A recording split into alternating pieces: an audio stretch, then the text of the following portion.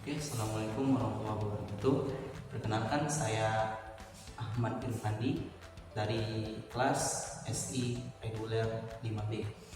Di kesempatan video ini saya akan menjelaskan beberapa pertanyaan dari soal-soal UTS MPS mata kuliah Manajemen Proyek Sistem Informasi yang telah diberikan. Nah, di sini itu terdapat tiga pertanyaan UTS.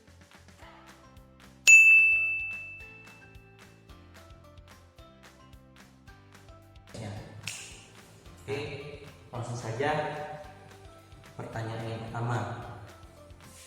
Di sini saya akan menjelaskan terkait dengan pertanyaan pertama ini.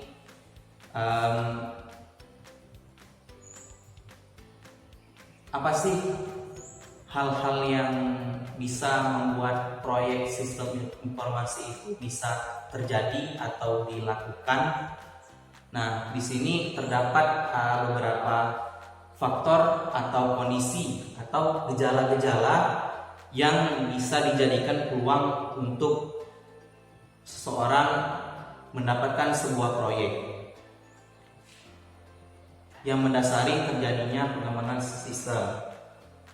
Nah, faktor yang pertama itu yaitu sistem yang lama telah memiliki banyak permasalahan.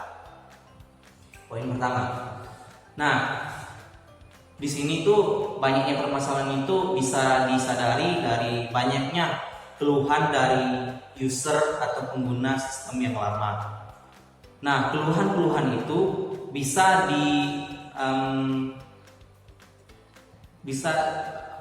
bisa dimengerti dengan data dukung tiga hal berikut. Yang pertama, sistem yang lama tidak efisien dalam pengoperasiannya. Yang kedua, sistem yang lama banyak kesalahan proses atau hasil. Dan yang ketiga, manfaat yang diperoleh telah berkurang. Lalu balik ke data dukung yang pertama tadi, tidak efisien dalam pengoperasiannya. Nah, sistem yang lama itu maksudnya sistem lama itu sudah memakan waktu yang banyak jika digunakan, sehingga waktu yang terbuang itu cukup banyak dan menyebabkan tidak efektif. Itu data dukung yang pertama. Lalu data dukung yang kedua, sistem telah mengalami banyak kesalahan proses atau hasil.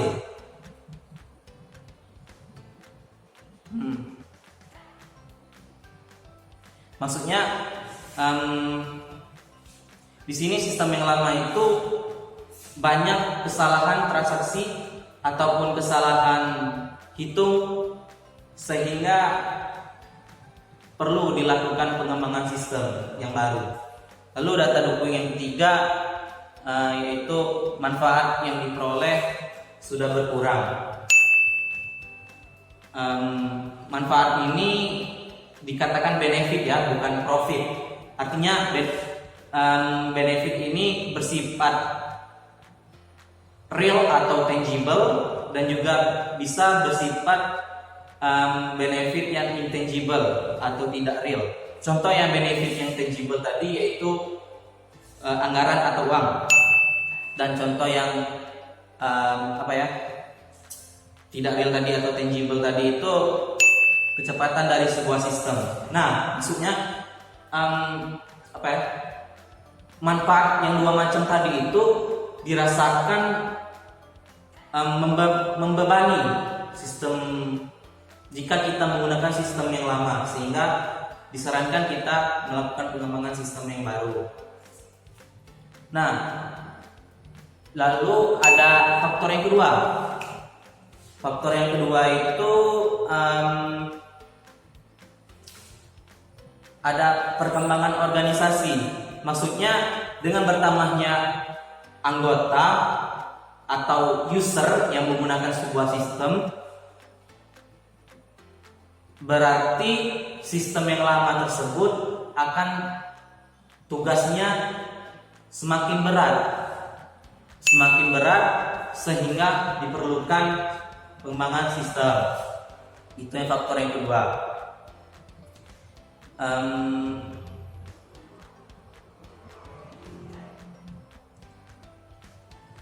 Nah, faktor yang ketiga,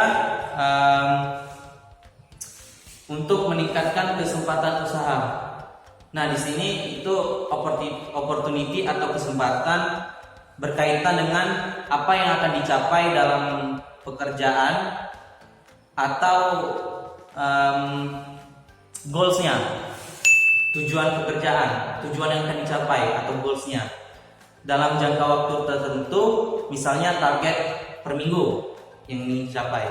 Sehingga jikalau pengembangan sistem berhasil dilakukan, tentunya ini akan mendukung opportunity tadi sehingga kerja yang ingin dicapai. Maksudnya apa ya? Dengan adanya sistem yang baru tadi, maka perusahaan tersebut akan lebih cepat dalam mencapai target atau goalsnya tadi dengan ada sistem yang baru. Lalu faktor yang keempat, adanya instruksi perubahan. Maksudnya adanya instruksi perubahan pada sistem yang digunakan atau sistem yang lama. Misalkan pada masa pandemi ini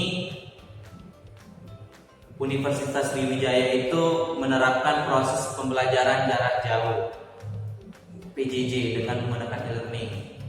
Itulah beralih dari sistem tatap muka ke sistem e-learning. Nah, lalu faktor yang terakhir yaitu adanya perkembangan teknologi.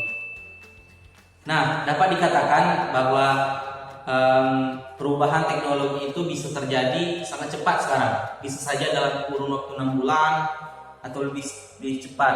Nah, tentu hal ini akan berpengaruh ke sistem yang digunakan, sistem lama, sehingga perlu dilakukan maintenance atau update terbaru sesuai dengan perkembangan teknologi yang ada, atau bila perlu dilakukan pengembangan sistem. Nah, sehingga sistem yang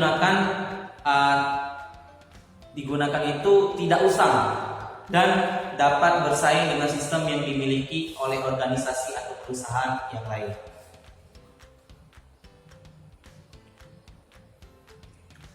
Nah, berikut penyebab kegagalan pengembangan sistem. Yang pertama itu penyebab faktor kegagalan pengembangan sistem itu yang pertama organisasi yang dibentuk. Maksudnya jika memang orang-orang yang ditempatkan dalam organisasi proyek tersebut itu benar-benar sesuai dengan keahliannya, maka besar kemungkinan pengembangan sistem itu akan berhasil. Dan itu sebaliknya, jika orang-orang yang ditempatkan itu tidak sesuai dengan keahliannya atau kinerjanya, maka besar kemungkinan juga pengembangan sistem itu proyeknya akan gagal. Lalu yang kedua, metode pengembangan yang salah. Metode pengembangan yang salah, diketahui bahwa metode itu banyak ya. Metode pengembangan sistem itu ada SDLC, OAD, RAD. Nah, itu harus disesuaikan dengan kondisi-kondisi yang ada. Lalu training kepada calon pengguna sistem. Training ini maksudnya ya training pelatihan. Kalau training itu tidak ada, besar kemungkinan user atau pengguna sistem yang baru akan kebingungan menggunakan sistem karena tidak adanya training. Jadi itulah yang bisa menyebabkan pengembangan sistem itu gagal juga. Lalu dukungan dari eksekutif. Nah, faktor yang terakhir ini tentunya sangat besar jika tidak ada dukungan dari eksekutif atau atasan dalam pengembangan sistem. Jika si orang yang ingin mengembangkan sistem tidak mendapat dukungan dari eksekutif atau atasan, ya dananya dari mana mau mengembangkan sistem? Ya itulah, pokoknya keputusan dari pihak atasan itu akan sangat berpengaruh dengan terjadinya atau tidak terjadinya pengembangan sistem. Oke, lanjut ke pertanyaan yang kedua, yaitu kesimpulan dari materi merencanakan dan membuat aktivitas kerja pada proyek sistem informasi. Nah, pertama-tama kita harus mengetahui apa sih perencanaan itu, apa sih tujuan dari perencanaan itu. Nah, apa sih tujuan dari perencanaan itu? Nah, perencanaan itu pertama tujuannya sebagai pegangan alokasi sumber daya untuk melaksanakan kegiatan. Nah, jadi sumber daya itu terdiri dari yang pertama adalah anggaran atau dana, yang kedua sumber daya manusia SDM, lalu yang ketiga ada sumber daya waktu. Nah, jadi itu tujuan yang pertama. Lalu tujuan yang kedua sebagai sarana komunikasi bagi semua pihak yang terkait dalam pengembangan penyelenggaraan proyek. Nah, lalu ada beberapa alat bantu untuk melakukan pengelolaan proyek. Di sini akan dibahas WBS atau Work Breakdown Structure. Nah, secara umum WBS ini boleh dikatakan pengembangan aktivitas kerja proyek yang hingga terperinci nantinya dalam bentuk visual atau gambar. Nah, seperti gambar berikut, WBS itu dimulai dari tingkat yang paling atas, yaitu lingkup proyek. Nah, lingkup proyek ini bisa dikatakan sebagai diagram konteks. Diagram konteks artinya prosesnya nol. Lalu di breakdown lagi ke tingkat yang bawah, phase yaitu diagram level 1. Lalu di breakdown lagi ke tingkat yang bawah lagi, unit namanya diagram level 2. Seterusnya di breakdown ke bawah sampai sesuai dengan banyaknya tahapan dalam metode pengembangan sistem yang digunakan. Nah, untuk level yang paling terakhir yaitu task, yang paling bawah tadi pada gambar tadi, level terakhir itu merupakan bagian task. Itulah yang akan menjadi informasi ataupun form dalam sistem yang akan dihasilkan nanti. Dan task juga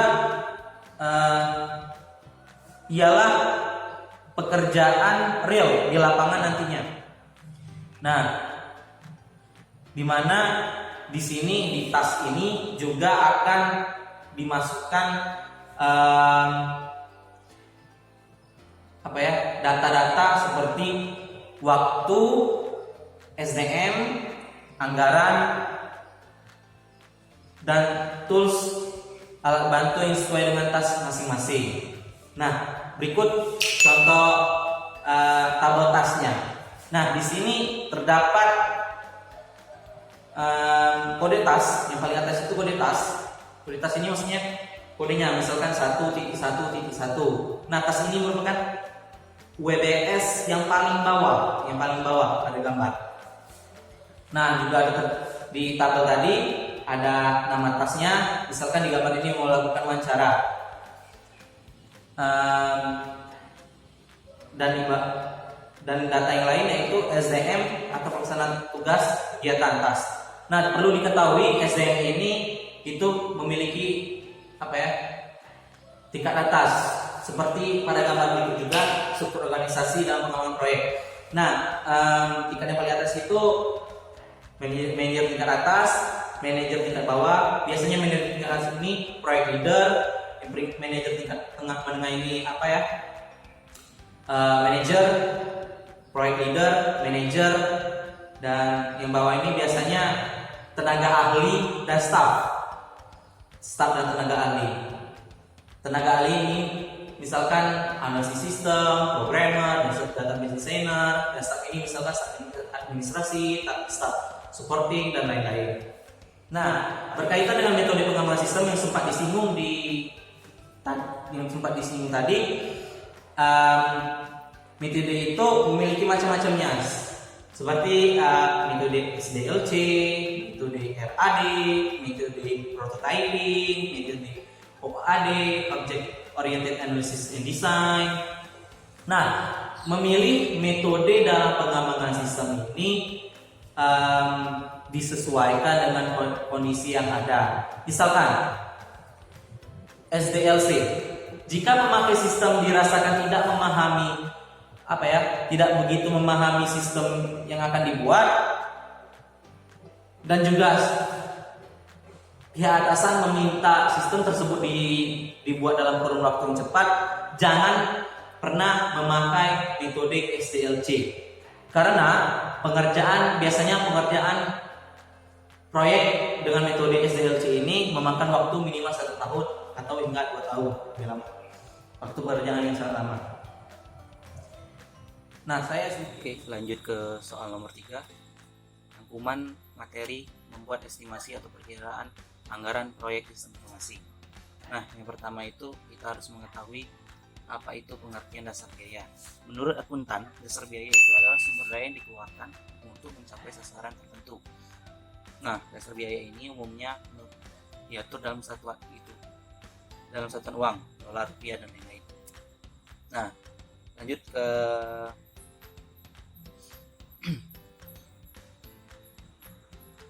dalam menyusun estimasi biaya atau anggaran itu ada beberapa hal yang harus diperhatikan. Yang pertama itu keadaan lingkungan. Keadaan lingkungan di sini maksudnya nilai tukar mata uang. Lalu yang kedua, kebijakan estimasi biaya seperti template file proyek dari proyek sebelumnya. Ketiga yaitu pernyataan cakupan proyek serta WBS dan penjelasannya seperti yang dijelaskan nomor 2 tadi. Lalu ada rencana manajemen proyek, jadwal, SDM, risiko. Sudah dibahas di nomor 2 tadi. Nah, komponen biaya itu diklasifikasikan menjadi 4 kategori, yaitu biaya pengadaan, biaya persiapan operasi, biaya proyek, biaya operasi. Ada 4 kategori. Lalu lanjut ke ada komponen manfaat. Nah, manfaat ini sempat disinggung pada materi awal tadi, yaitu keuntungan yang berwujud dan keuntungan yang tak berwujud, tangible dan intangible. Keuntungan berwujud ialah keuntungan yang berupa penghematan atau peningkatan dalam perusahaan yang dapat diukur secara kuantitas, biasanya seperti dalam bentuk uang. Lalu keuntungan intangible yaitu keuntungan yang sulit atau tidak mungkin diukur dalam bentuk satuan nilai uang. Contohnya peningkatan pelayanan yang lebih baik kepada pelanggan, kecepatan proses dari suatu sistem. Oke, lanjut berikut contoh tabel anggaran estimasi biaya dalam bentuk Excel.